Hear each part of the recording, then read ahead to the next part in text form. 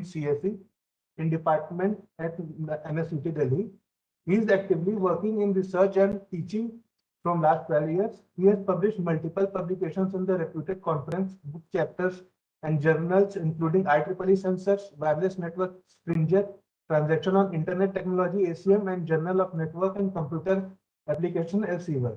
He has also published 4 Indian patents on assistive solution, health tracking device, and bee catcher drone.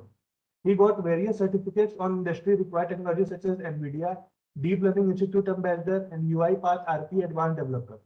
He has been associated with Leading India.ai, a nationwide initiative as a coordinator, upscaling and fund management.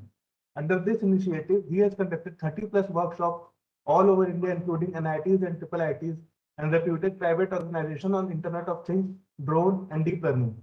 He has been invited for inaugural session and keynote sessions in international conference and faculty development program. So handing over to you, sir, for further meetings. Thank you. I'm not able to see the participants, so they are available. Uh, Participants, sir, are not able to unmute themselves. They can put their No, query. but like I'm not able to see the list also. So they are Yes, yes, okay, there okay, are okay. attendees, but it is hidden, like we cannot see. Just okay, okay. No issue. Just I'm asking like they are available now. That's why. Okay. Give me 2 minutes. Let me see how to share screen.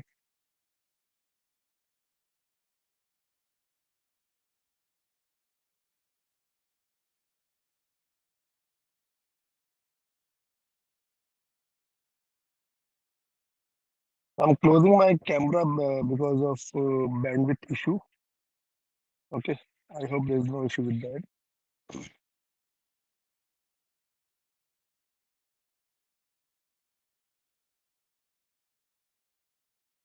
And I hope my screen is visible Yes, sir, it is visible now.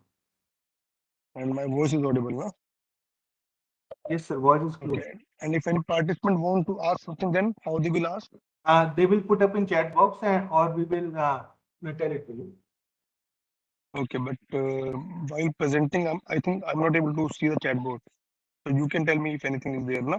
Yes, yes, I'll be telling you. Okay, okay. Thank you, dear. So good morning, everyone. So he has presented very well about me. So this is the online program on blockchain and AI healthcare, organized by EICT Academy and MNIT Jaipur. And I think uh, the respected coordinator, Professor Mushtaq Ahmed sir, who has given me the opportunity for conducting this program, for giving this session on this topic. So my topic is slightly, I'm not sure like it is, you heard about this or not. So we'll give you a brief overview, what is this topic and how it is doing and how we can go more if you're interested in doing some research on this. So majorly it is telling IoT device classification, or you can say proliferation using machine learning.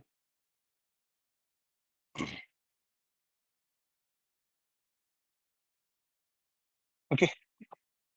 So before that, I will give you introduction of IoT. What is IoT?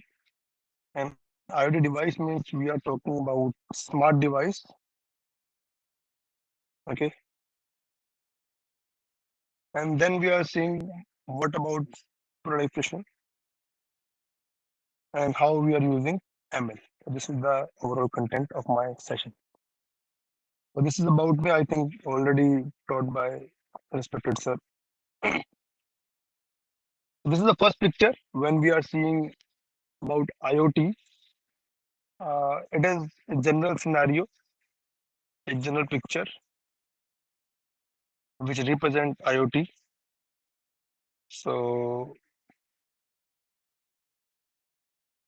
you can think how what this picture represent and how it is IoT.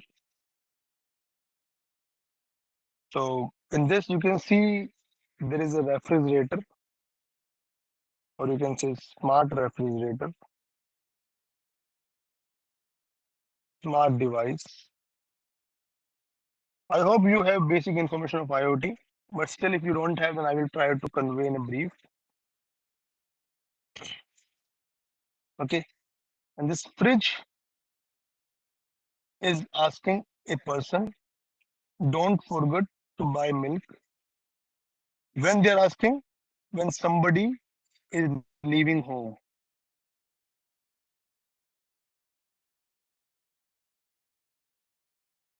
So you can see what is the general scenario. In general scenario, you need to open the fridge, check the quantity of milk on time basis, and then if anyone going outside, then you will inform him or her, please bring the milk. So we are looking to find a solution for this problem with the help of smart devices. So without manual process, we want to do it with the help of IoT. This is a very basic example of IoT,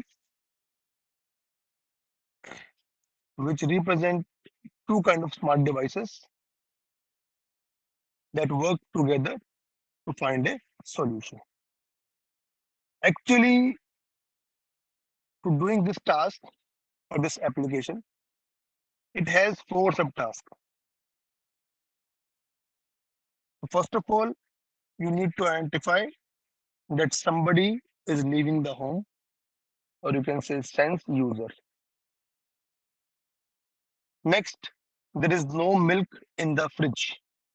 So you need to sense the quantity of milk.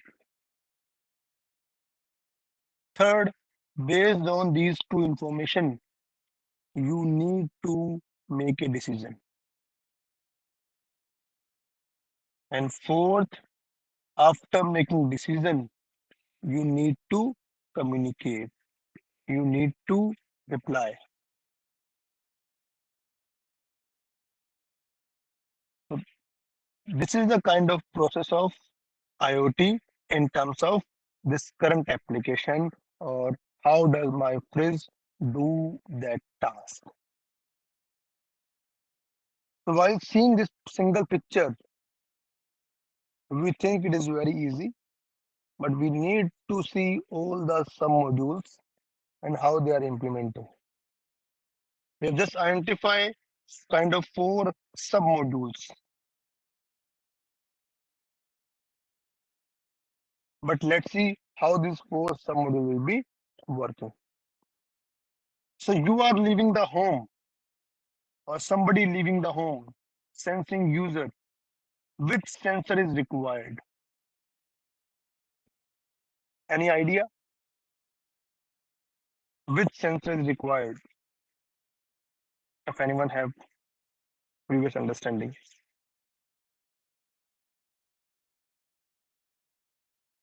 So maybe we can say ultrasonic, proximity,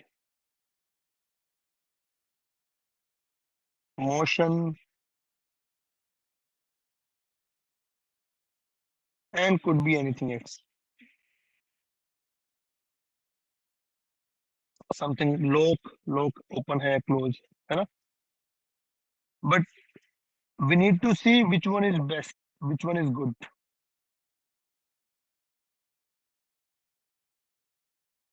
Why? Because this ultrasonic will not distinguish between parent and child. Who is going?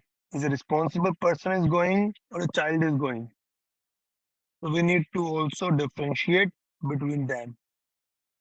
For that, I will say camera is better option.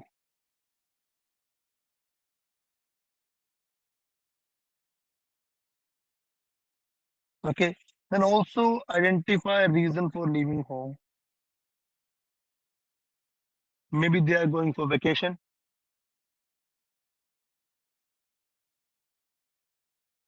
Maybe they are going for evening walk. Maybe they are going for some urgent meeting.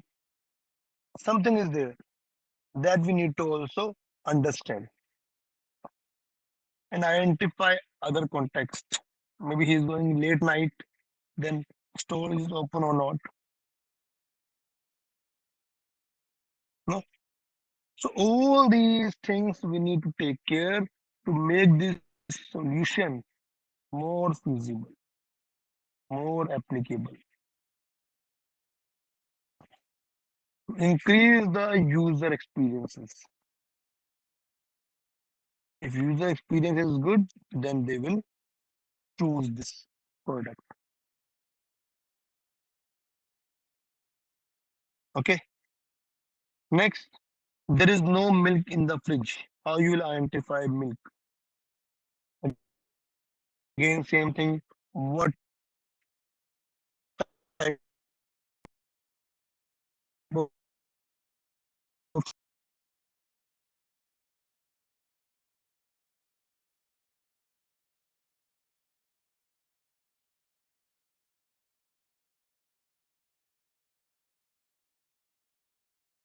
so we can say suppose karo ki we have some type of a patila or topia or whatever you are saying to contain the milk.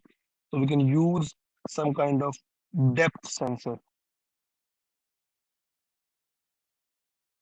water level sensor,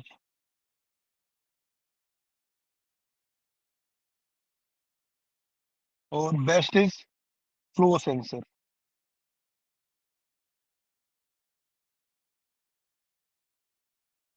Like we have seen, we have smart refrigerator, and there we have seen there is an outlet directly outside of the fridge that we can dissipate the water or milk. Similarly, we can see the milk quantity, how much milk we have consumed. Is really milk needed or not required, or how much milk is required?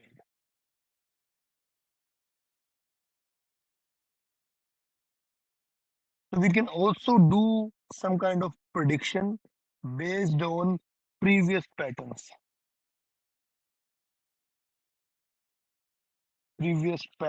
previous behavior.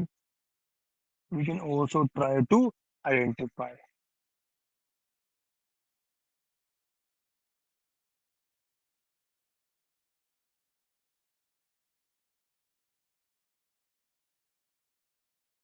Okay. And with these two information, we need to make a decision. This is input one, this is input two. We'll combine these two, process it with this some processor. So any idea about processor in IoT? So we can say we have microcontroller like Arduino, we have ESP, we have Raspberry Pi, we have NVIDIA Jetson Nano, we have. There are multiple. And where we need to put this processor? We need to put it over the cloud, over edge, or what is the good possible way? What are the rules? What are the conditions? In which condition we ask or we remind the person that please bring a milk or don't bring a milk or non-notification? How we are defining it? So we need to define some rules. And possible in the future we can use fixed versus dynamic rule as per previous changes, as per previous update. We can set new rules.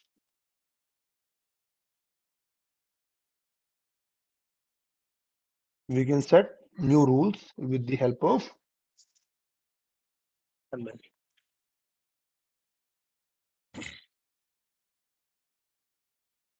And after this decision, now we need to communicate. If we are ready, yes, we need to notify.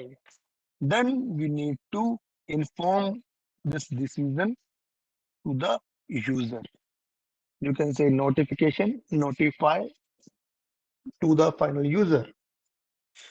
So for that, again, you need to see how we want to do it, when we want to do it, what would be privacy and subtleness issue, and what if it is a case of information overflow. So my main purpose is when we are saying to implement a small device which notify about the milk quantity to a person leaving the home, it need to take care multiple things while implementing or while making a product. So it is a very abstract view.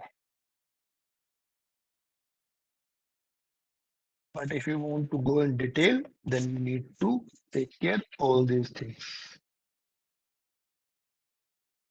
I hope it is clear. Okay.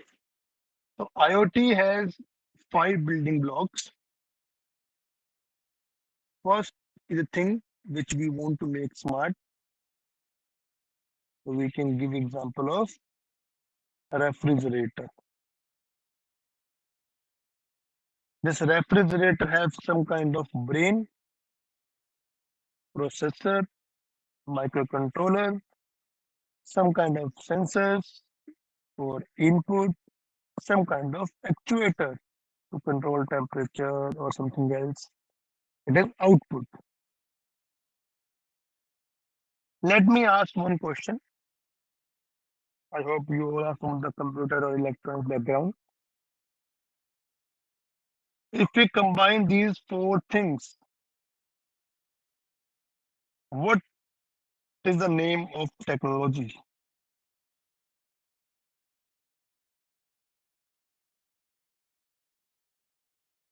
We combine these 4 things, what the technology name?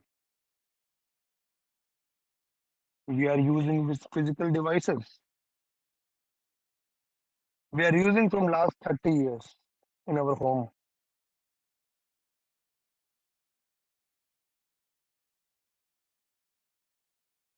After combining these 4 things. Suppose a refrigerator with microcontroller, with temperature sensor, and with turn on off.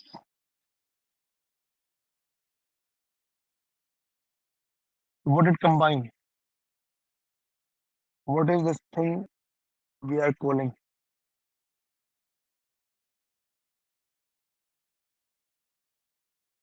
Anyone know about this?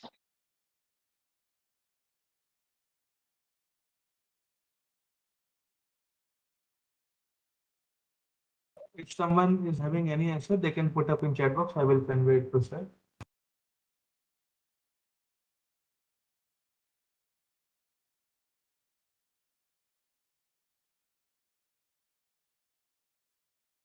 This is called embedded system.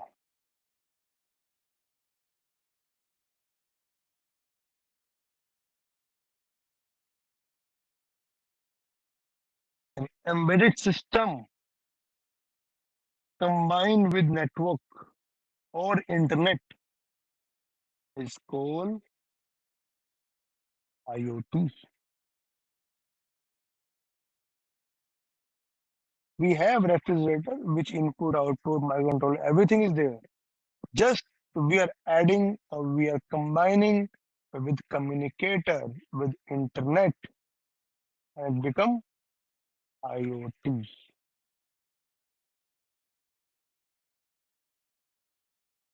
Okay, I hope it is clear. I'm playing one small video, which is the combined project by multiple startups or multiple big companies, Tesla, Google. So they are trying to solve the problem of parcel delivery.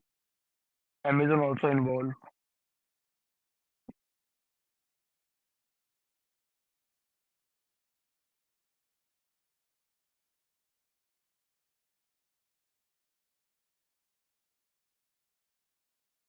Amazon, Google, Tesla.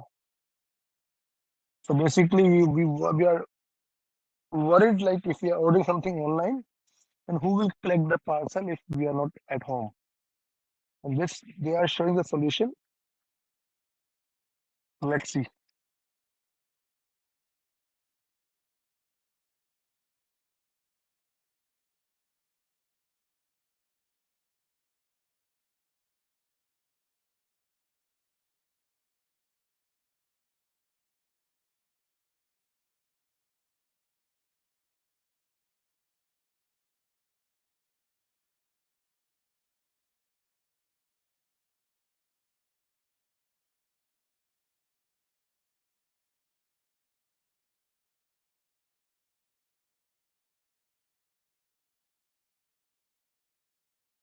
Let me know what they are doing at the end of video.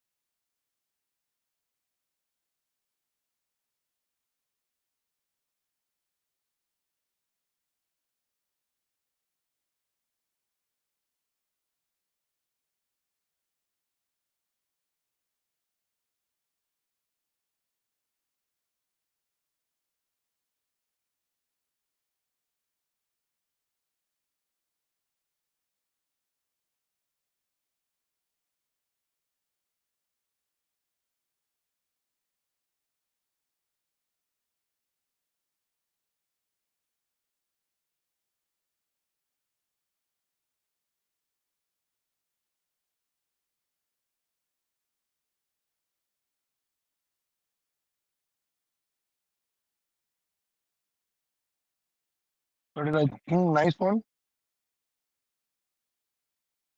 What kind of IoT they are doing it? Anyone?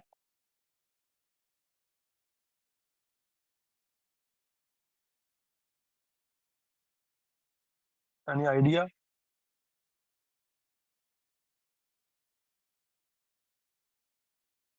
So they are doing, first of all, video conferencing.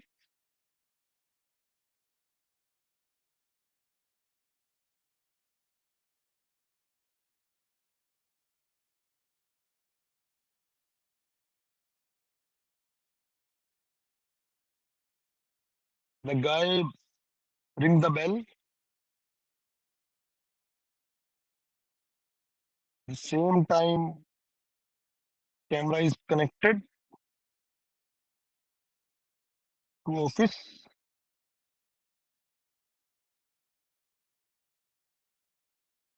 And they are able to control car trunk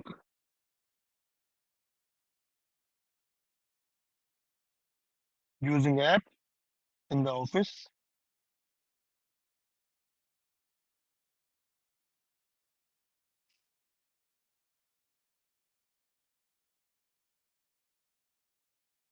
So you have seen like they are solving very good problem with the help of small IoT solution.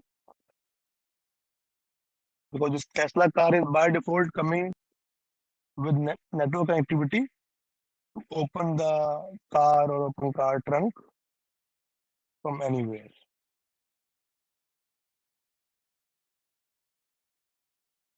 Any question? Okay. Till now we have seen what is IoT. Let's see IoT security. So for this again I'm playing a small video which is showing what is the scale of IoT, where we're using it, and what kind of issues are arriving, and how can we solve it.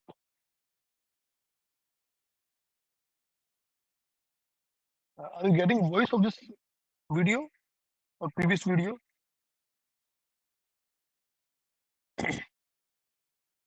Is voice audible for the videos or not?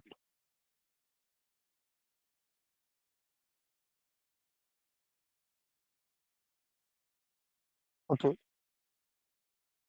Sir, Rucha says no. No. But then how we can do it?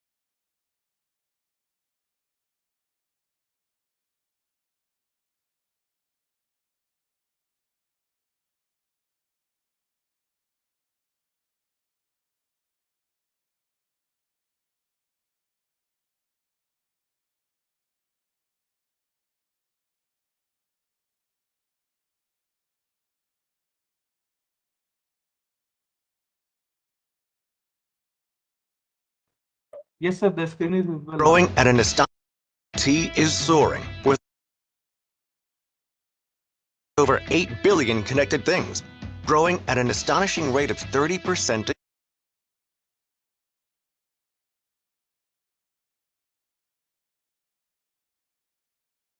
year. It's here.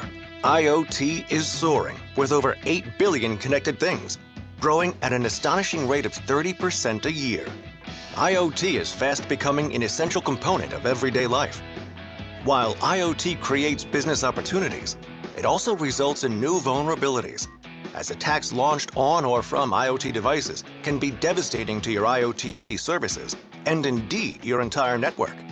With Allot IoT Secure, you can see, control, and secure your IoT services and IoT infrastructure, while turning vulnerabilities into opportunities, creating new value-added services, and achieving higher operational efficiencies. Employing machine learning techniques, Allot IoT Secure learns the profile of new connected devices and determines what type of device it is. Enable your business customers to quickly see and quarantine malfunctioning or infected devices. It's here. IoT is and anomaly.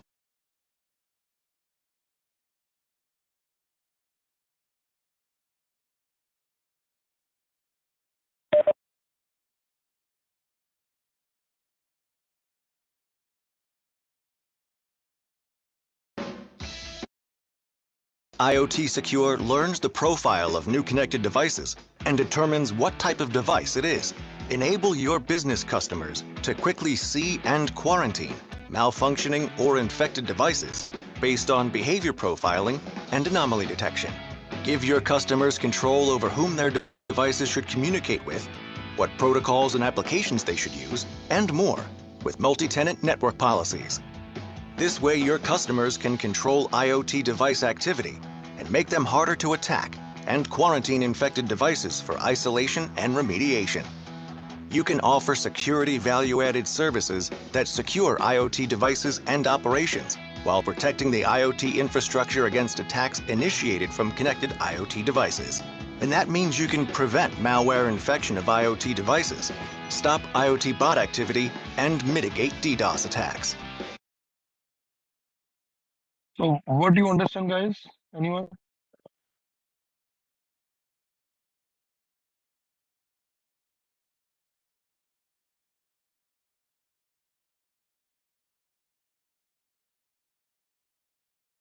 So basically, number of devices are increasing.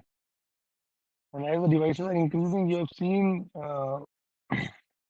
that life is easy because we are able to do most tasks over the phone or over the just a touch. So things are getting simpler.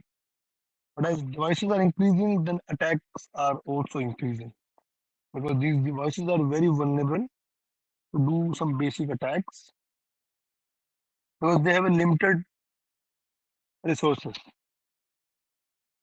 So for that, if we want to identify that my system is infected or prone to attack or doing malicious behavior, then we can do behavior profiling of my old devices connected to my internet.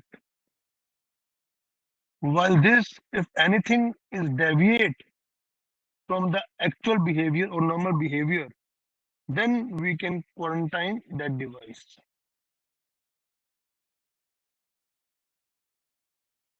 To save my whole network, then we can analyze separately that device. This is the major topic of my slide, my lecture, behavior profiling. Okay, so in that we are doing after behavior, we can do traffic classification, whether my device is malicious or normal. Okay, and there could be multiple use. So we are doing IoT network traffic classification. So mechanism to categorize the devices connected to the internet and security attacks in the network. So we are doing two things, categorizing devices, and attacks. It's up to us what we want to do. We can do classification of devices, like this is the temperature, this is the humidity, this is the camera, this is the anything else. And other, we can also classify what kind of attacks are happening. It is DOS attack, it is MITM, or anything else. Okay. This has a very good application in terms of healthcare also. There is one area is called IOMT, Internet of Medical Things. Suppose one medical device is behaving wrongly, behaving maliciously, then how can we analyze it? How can we identify it? How can we quarantine the device? For that, we need to again do behavior analysis of these devices.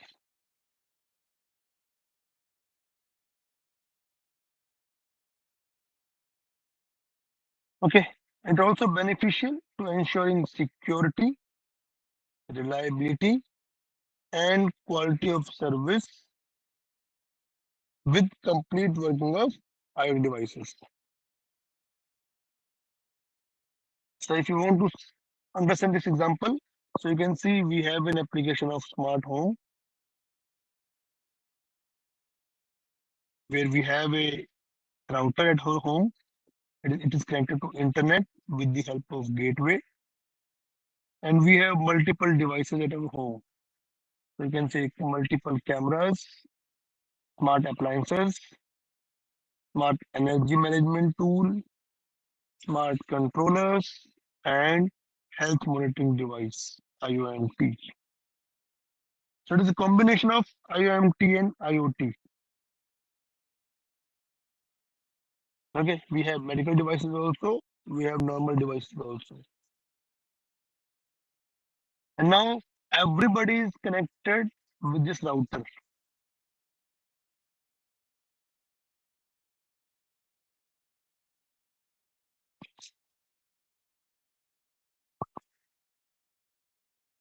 And sending data to the router, then to the controller, and then to the gateway to connect finally to the internet.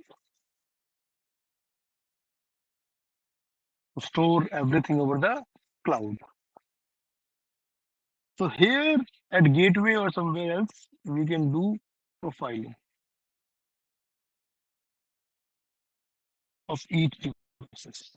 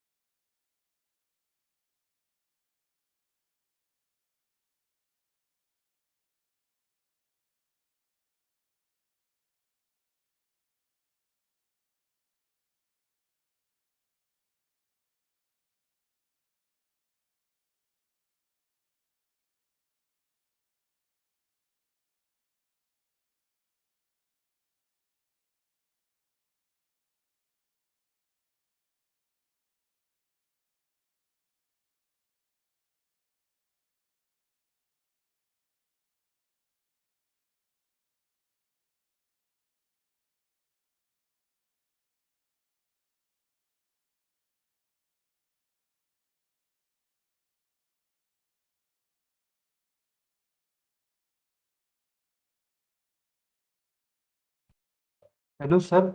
If you are saying something, your voice is not audible.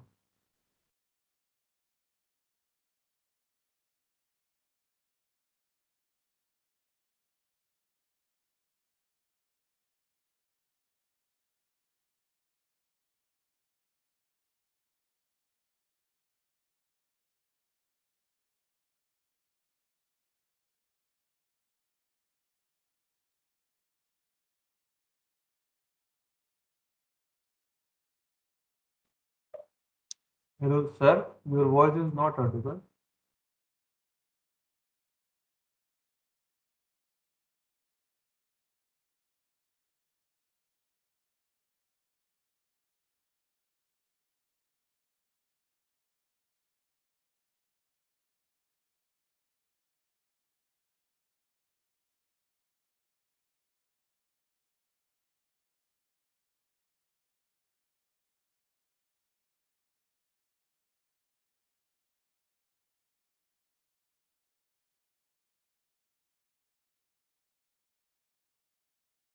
Sir, your voice is not audible.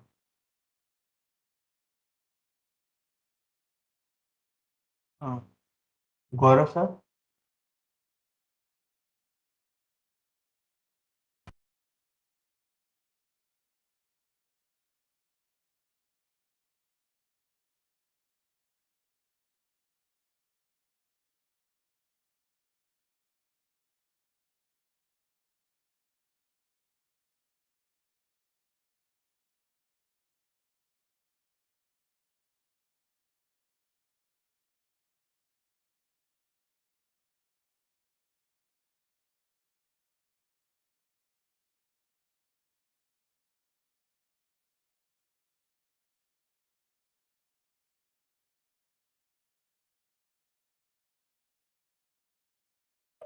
Gaurav, sir, your mic is on mute. The first step in launching a distributed service attack, or better known as a DDoS attack, is to recruit an army of bots.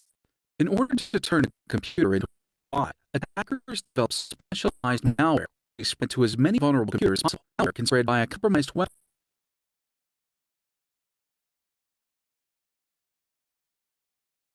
Guys, I think there is some internet connectivity issue from sir side. We will be resuming soon. Just stay in meeting, okay?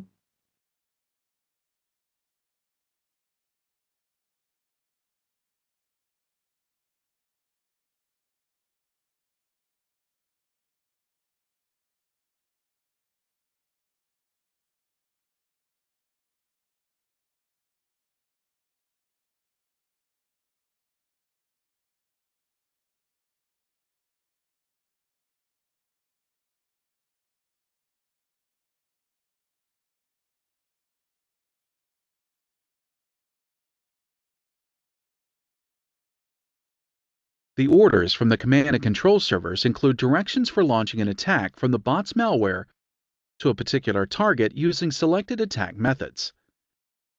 An army of bots is named a botnet and usually consists of thousands of bots. Anytime the botnet owners want to launch an attack, they send messages to their botnet's command and control servers with instructions to perform an attack on a particular target. Any infected machines in the botnet will comply by launching a coordinated, well-timed distributed attack, known as a DDoS attack. Launching a large-scale DDoS attack is not a difficult task to carry out. One doesn't need to create its own botnet, as various pay-for-hire DDoS services are available. Anyone using such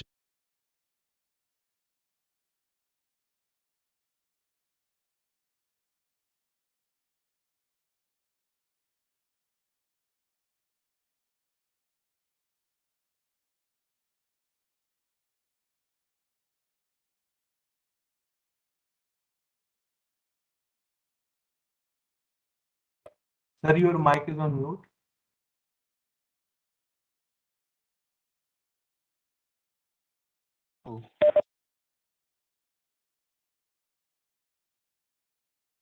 To performing these tasks, we have multiple issues. So we can see we have variety and limited number of IT devices for classification. Because if we are going to market, there will be 500 plus sensors. You know?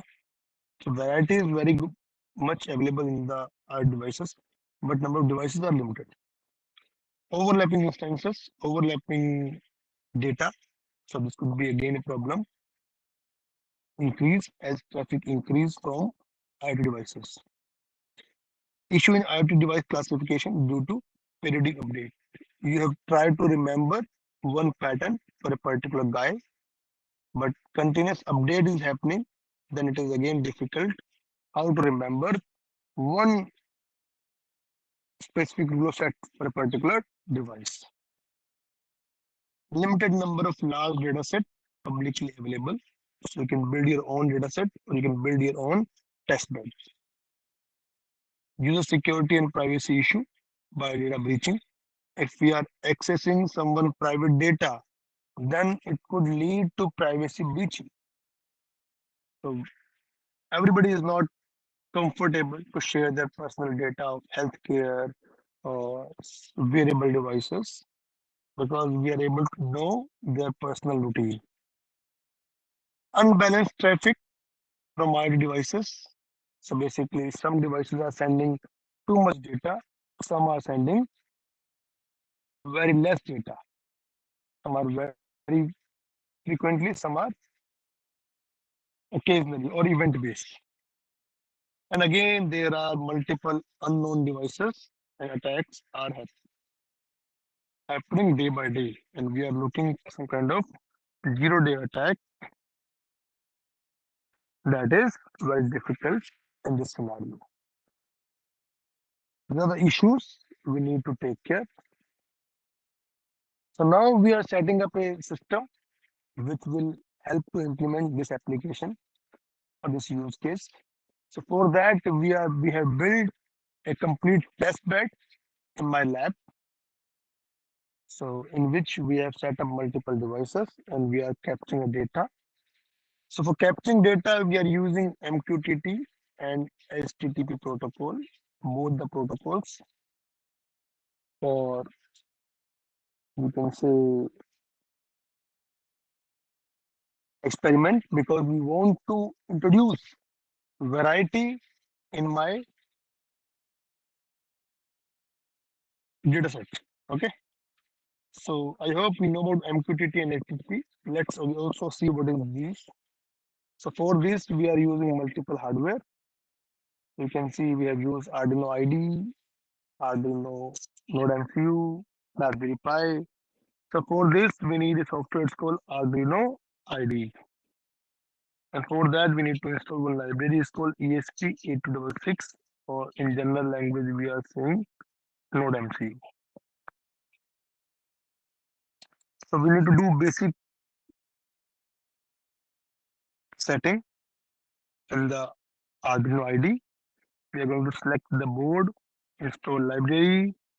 Then we are also installing Adafruit MQTT library and ESP MQTT client. And we are doing this basic setting in my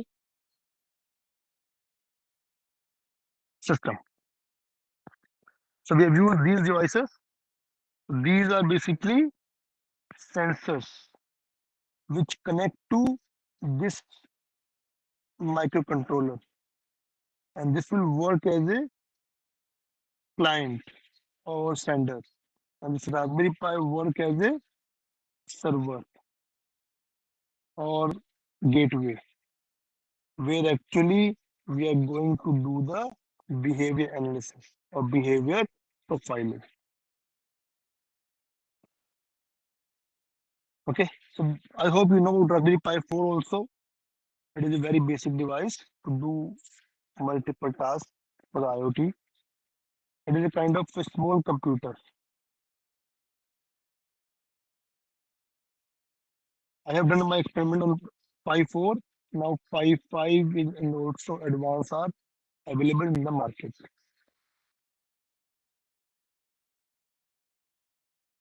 Okay. So about MQTT, MQTT is message queuing telemetry transfer protocol. It's worked on publisher subscriber architecture. Have you seen somewhere publisher subscriber architecture or you have used in recent past? What is the biggest example?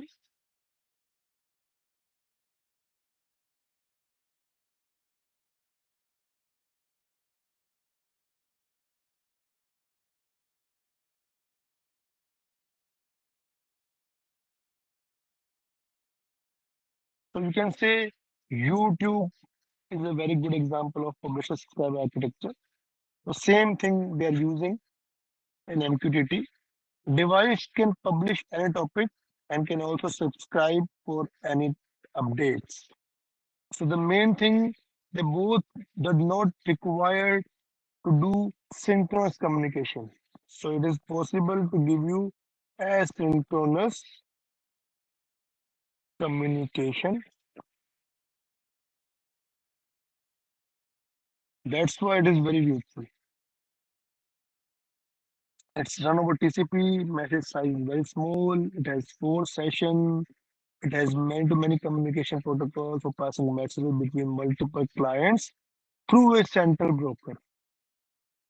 Let me see, yeah. So this is the kind of broker, or in a layman terms, you can understand as a server. And these are could be end user. This end user could be publisher also, could be subscriber also. So publisher means who is posting data, who is providing information. And subscriber means who want to use this information, who want to access the data. That's subscriber. So any device could be publisher also or subscriber also.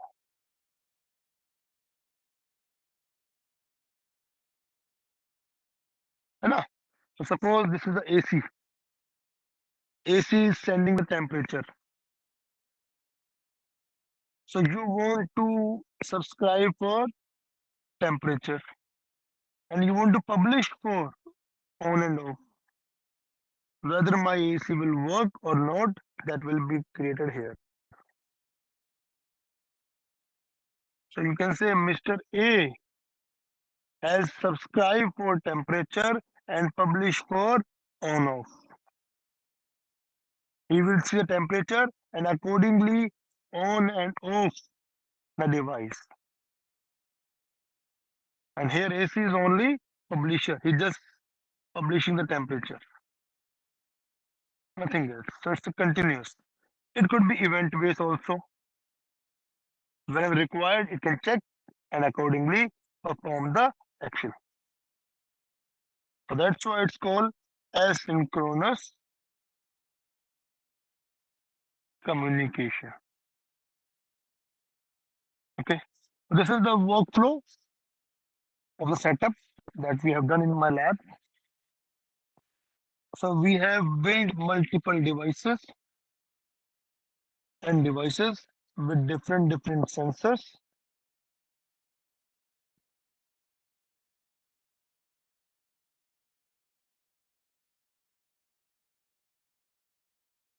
They have different IP, different MAC address. All these are connected with Raspberry Pi to router. And this Raspberry Pi is working as a broker and subscriber.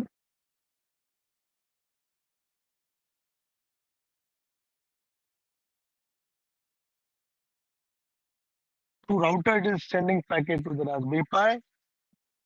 And while sending packet to Raspberry Pi, we have installed Wireshark to capture all the packet and generate a PCAP file, packet capture file, which has all the information, all the communication from these devices to the Raspberry Pi or Raspberry Pi to the devices. So we can identify what is the normal behavior. But this PCAP is kind of raw information. We need to process it and convert into CSV file. Okay. So I hope it is clear. So this is a description how we are installing the MQTT broker.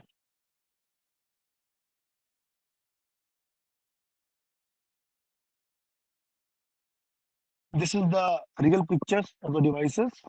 So we have used sound sensor, wall effect sensor, flame sensor, accelerometer, ultrasonic, LM35, DST11, LDR, PIR, IR.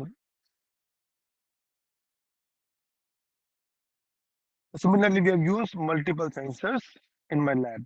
And this is a complete list with their MAC address and the protocol, what they have used, and where the sensor can be used. That also we have mentioned. Some are with MQTT, some are with HTTP. To give a diversity of in the data, we have applied with multiple protocols.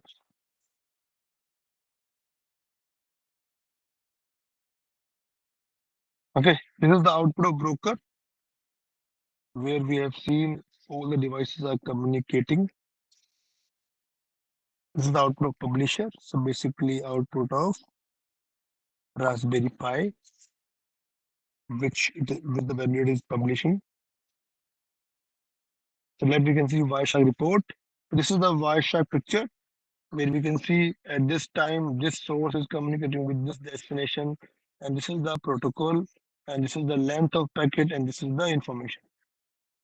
So this information, if we click over this, we'll see it here, all detail with the terms of protocol, and we can get the exact value from this hex code. And we need to process this hex code finally into CSV file with multiple data. Just a small video again to show the real demonstration in my lab. So this is our experimental setup which is placed in our lab. So we have some 6 sensors placed there, like we have PIR sensor, we have IR sensor, we have LDR sensor, we have DHT11 sensor, LM35 temperature sensor module, and ultrasonic sensor. So these all are the sensors which we have placed, which we have given the power to it, and some more sensors we have, like we have sound sensor, we have flame sensor, we have Hall effect sensor, accelerometer sensor. Then we have TCRT 5000 sensor, pulse sensor, rain sensor, tilt sensor, so vibration sensor, and soil moisture sensor. Later on we have some smoke sensors, air quality sensor, laser sensor, GPS module sensor, load cell sensor, and color sensor module. After that we have gyroscope sensor, clock module sensor, pressure sensor, and alcohol sensor. So these all sensors are connected with the this router, and we have placed our Raspberry Pi as a broker. So we are using it as a broker, like we have used MQTT protocol to it. So that's why we connect our LAN cable with our router, so that all these sensors are connected with this router, and later on we have given the IP address of our broker, which is connected with the LAN through a LAN. So all the packets which are coming from the sensors to the router can easily divert it to the Raspberry Pi itself. So all the packets are also gathered to the Raspberry Pi, and we are just capturing from it through Wireshark and TCP dump commands.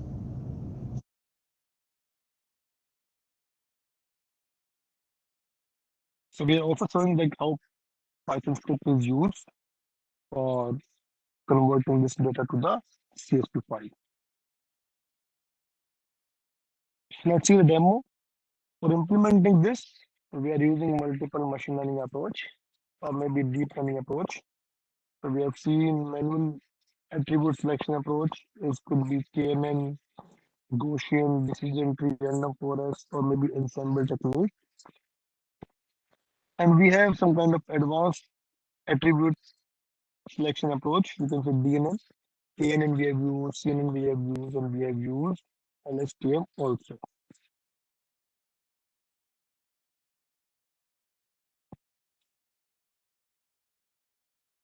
So for this, we need to first install an Ubuntu, or we have used Kali 9X.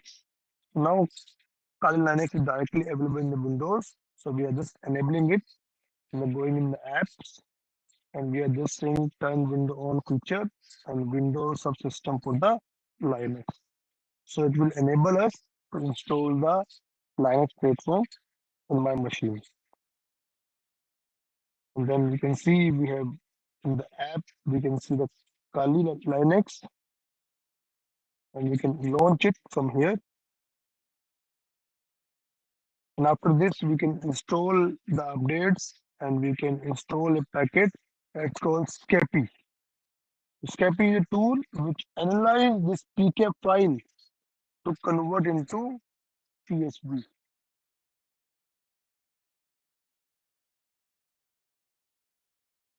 Okay, so before applying machine learning, we need to convert into CSV. And converting CSV need multiple steps. So first of all, we capture our data. So using Wireshark or TCP dump, we have captured the IoT network traffic. And after this, we are doing splitting. So we split the data as per the device ID or MAC address. To separate the ID devices from whole network traffic traces. After splitting and filtering, we are applying flow construction. So what we are doing, we are constructing two type of flow. One is TCP, second is UDP. So we have seen one packet is going, then again we are getting reply or acknowledgement. It become a flow. So that packet is also required for understanding the behavior. And finally, we are extracting the features from all these information. It could be three type of information we are getting: packet level, flow level, and behavior level. These three information we are accessing. So this is a multiple screenshot we are showing of our work. We install Wireshark. Wireshark you know very well. Free and open source packet analyzer, network troubleshooter, analysis, software communication protocol development, and education. So this is the first window we have seen in the Wireshark also. So we can filter the devices with the help of MAC address. So one by one, we can extract the data of each device. And second time, we'll get separate IO device data traffic from whole network traffic traces. So we have seen we have multiple MAC address now. We've run into multiple, we have to make a script of multiple MAC address. We are passing this MAC address into the script to make multiple files. So we run packet split sh. It is dividing data into multiple files. So flow construction, I told you already.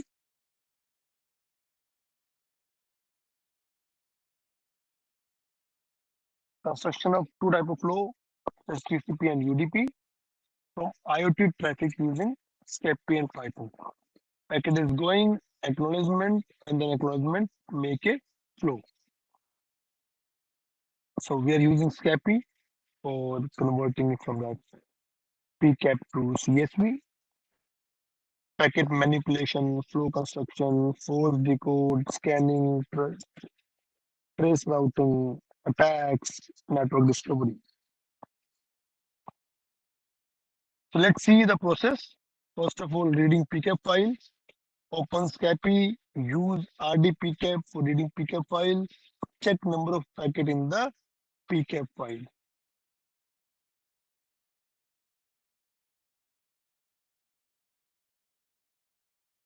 then analyze single packet,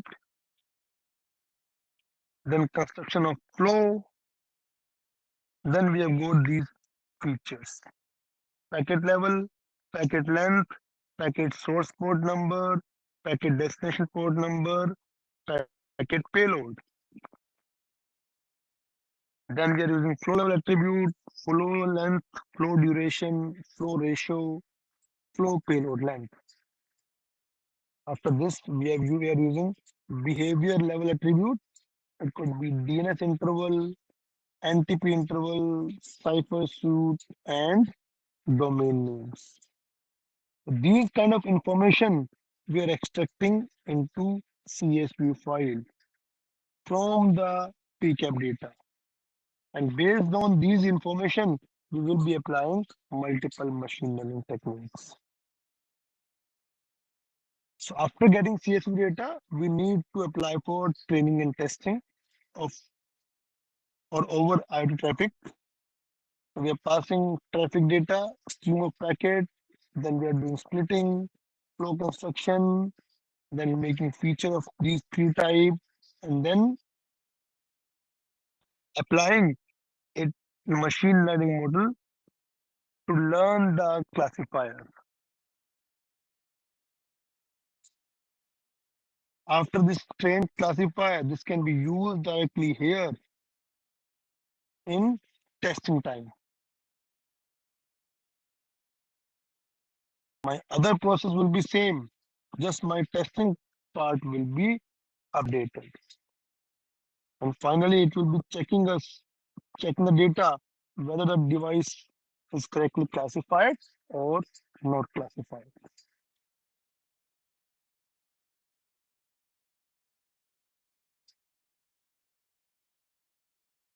This is the part of training and testing.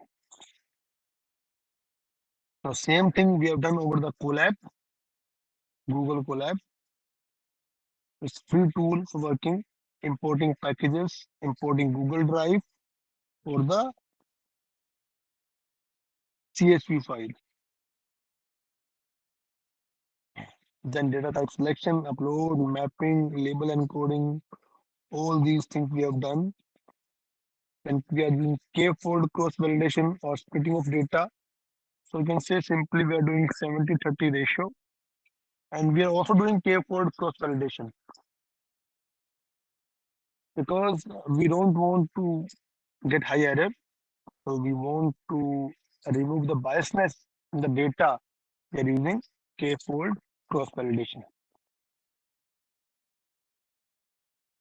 Then we are doing normalization of data. So I hope it is clear why we are doing normalization of data.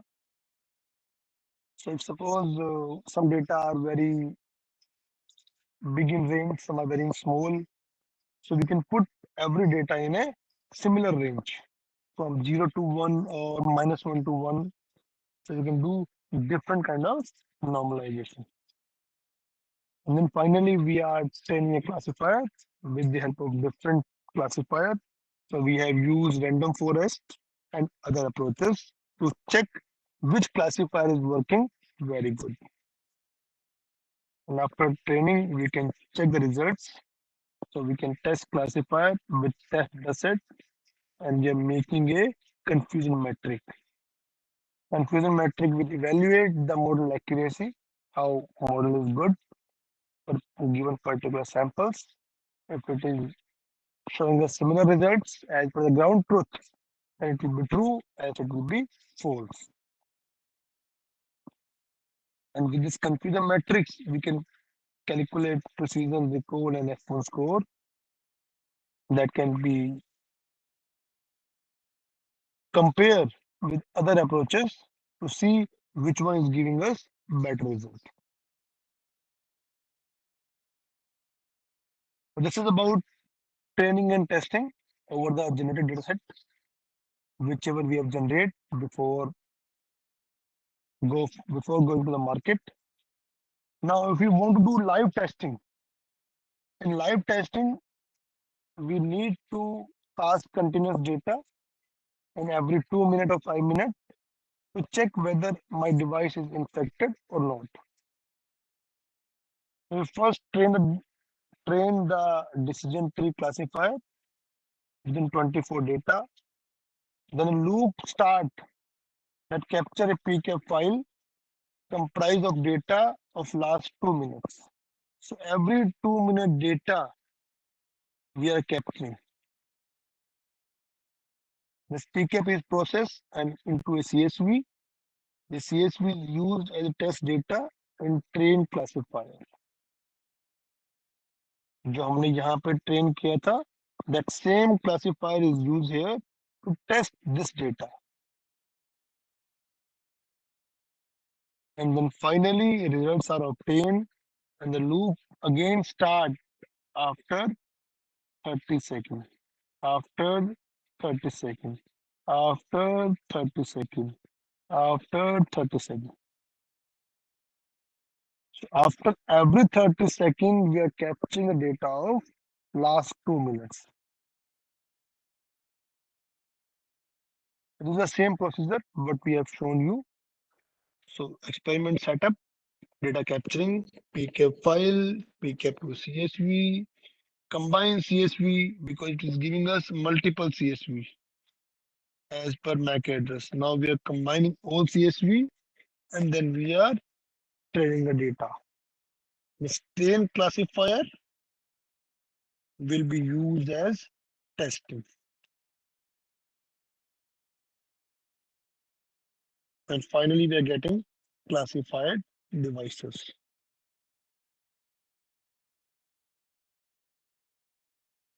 And we can see the accuracy of multiple algorithms, KNN, GNB, DTRF, AdaBoost, GB, XGBoost, Light GBM, and bagging approach.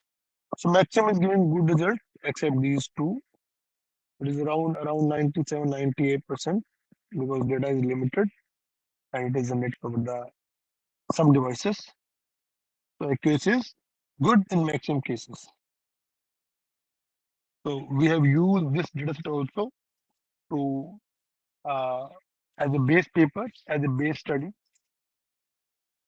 to understand this work. And finally, we have used our own data, our own approach for implementing this use case.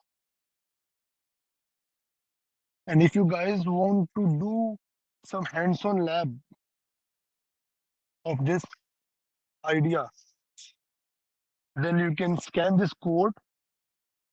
It will open a collab file and you can use it as a experiment.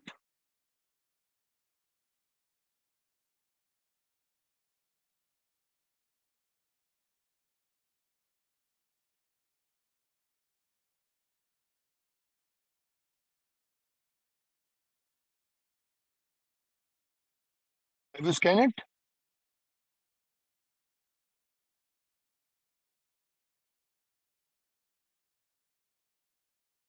Participants can answer in chat box if they are able to scan or not scan. Yes, sir. Yes, sir. They are able to scan. Okay, okay. And they can do the lab whenever if they like the idea or if they want to pursue it further. And after this, we have multiple research directions that they can try if they are interested to explore this area further. As I told you, there is the issue of dataset generation. We don't have publicly available dataset. So we can use multiple ways. So we can use generating AI, generative AI, or you can say GAN, to generate new dataset based on existing dataset with minor noise. And if you don't have hardware completely, then you can do script-based automation. You can use multiple systems, multiple desktop or laptop, and can communicate with the server to mimic like a IoT network. And if you have budget and setup, then you can make your own setup and test bed to get the real data. These three things can be done and it could be a good work if you are doing it. Like we can do attack identification and device classification, both tasks with device proliferation. We can classify into DOS, MITM, and other attacks. And similarly, device classification, it is a camera, it is a sensor, it is a refrigerator, etc. Next direction could be a generalized model for all the data set and scenario. We want to train a single classifier which will work for all data set. Like some are working with MQTT, some are working with HTTP, some are working with TCP, some are working with different application, some are for healthcare, some are for energy, some are for industry. So for all kind of data, all kind of attacks, my single model will be enough. So we can also try in this direction. Next, a federated learning based approach can be used for privacy aware solution.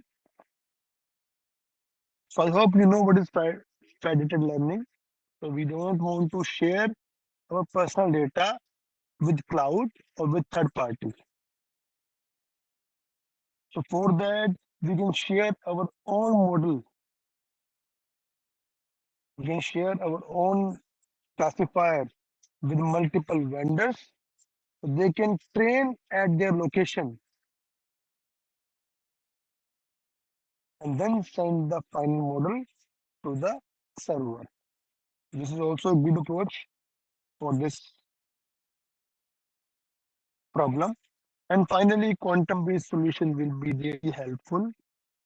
As we have seen, if our data is very big, if you are trying CIC IoT 23, CIC IDS, all these data sets are very big. It needs high computation power to process the data and understand the device behavior of multiple devices. Then we can use quantum-based solution that will be very fast as compared to previous computation.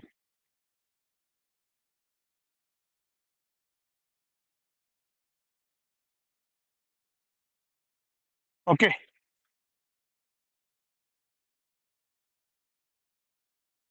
And out.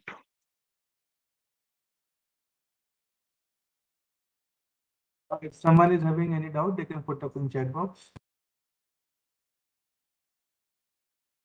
And we have also added the slide for the GAN-based approach, like how we are doing it.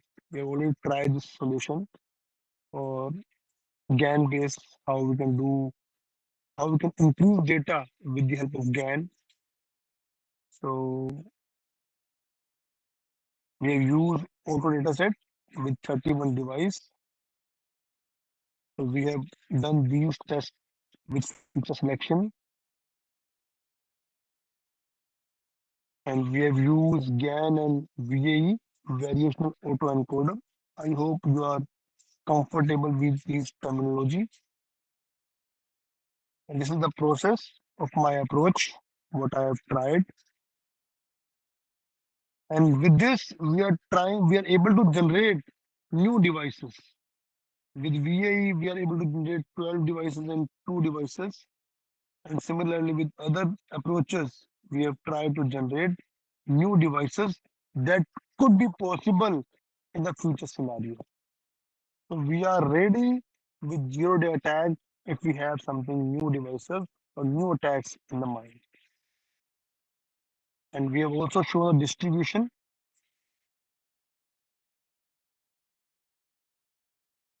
of data of generated and actual. This is actual, this is generated. It is similar, so we can say these devices are very related to each other.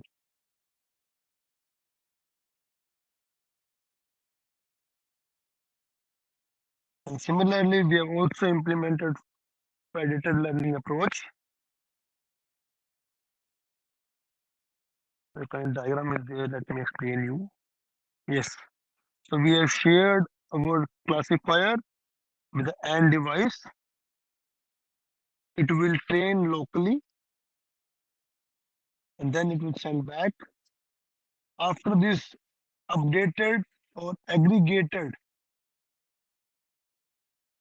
model will be sent to the final device for testing and use purpose.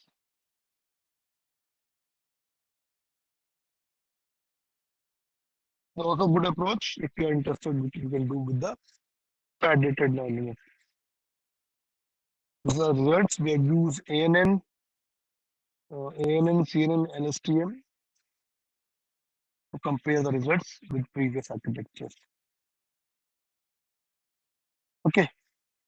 And if you want one more new dimensions, if you are scholars, if you're doing PhD, if you're planning to do PhD, then you can do XAI based explanation.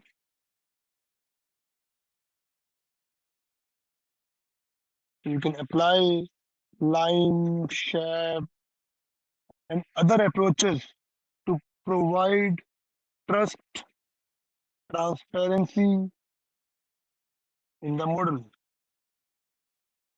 Why I will believe you in your decision? These approaches will give trust to the user. Yes, it has a point. It has something serious impact. It needs to be considered. This way you can try multiple things, multiple directions for this area. So I think with this I can stop. If any doubt is there, then you can let me know, or I can open the chat board if you have put something.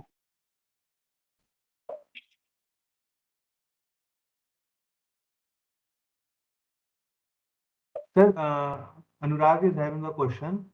In FL, Yeah. local model use that user site and global model learn from those outputs. Are local models same or we can take same only? No, these models should be same. Actually, this model will be coming from the server side because this server are sending a same copy to each individual, and the local guy will train their model on their local data, and after training on local data it will send to the server. Okay, and this is not a one time process, this is multiple time process. So let me server local. It will send the model one time. It will train for one epoch. It will send back. It will aggregate and then again send back for second round. So it has multiple rounds of learning. And when they will see, yeah, now my model is working very good with the other updates, then it will combine it and finally send a copy to the each individual for the users.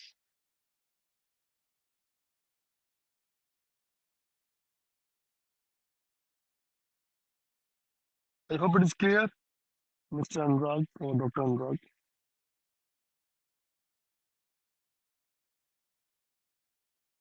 Thank you. Anyone else? So maybe this is like a different topic. You are not expecting the theme of blockchain, but this is a very good application for the healthcare. And I'm always saying, without IoT, you can't do anything, neither blockchain, neither AI, because the source of the data is the IoT. So IoT is providing you data, and if your source is malicious, then there is no benefit. We need to first understand is my source is genuine or not. But what happens if we take different model at the user side? Then how we will combine all these models to get the final flavor? Because let me explain you with one application. Suppose we are making a device or a solution for detecting chest or basically uh, cancer in the chest data. Okay, let me take an example of Delhi. So in Delhi, we have three big hospitals. One is AIMS, one is Safdarjunganj, and third is Gangaram. They all have different kind of cases which are not commonly occur at each place. So Gangaram has a different kind of specialization. AIMS has different specialization. Now Delhi government want to make a similar model or similar architecture that will work for all Delhi or all India. कि हम अगर ये machine ये data ये model किसी को पास करें, if you pass someone, he will be classifying any kind of cancer in the lung.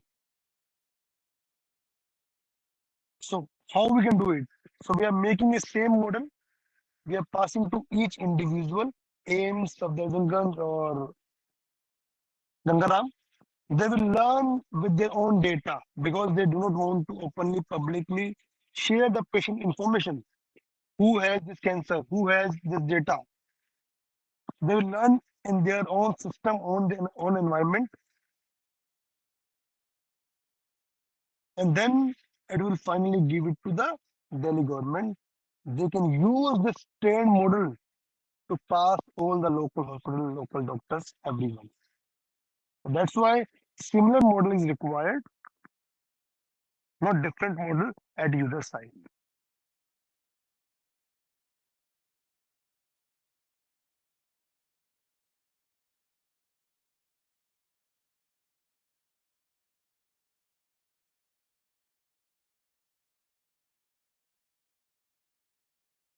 I hope it is clear.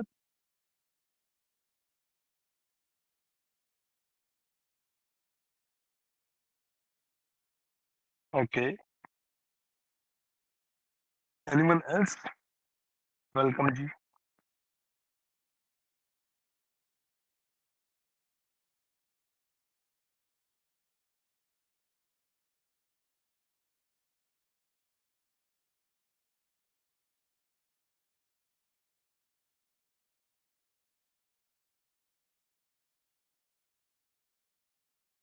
This is my information, my web page where I mentioned the such projects, publication, what I'm doing. And if you have anything in your mind, you can email me for further discussion. So I think I can stop it here if no more queries. So, sir, on behalf of FDP organizing committee, we would like to thank you for such an insightful session on IoT, its application, and how those things can be used in healthcare. Thank you so much, sir, for contributing to our FDP, and we will be looking forward for working with you in future again. Thank you, sir. Thank you, Ji. So for the participants, we will be meeting again at 11:10 for our next session.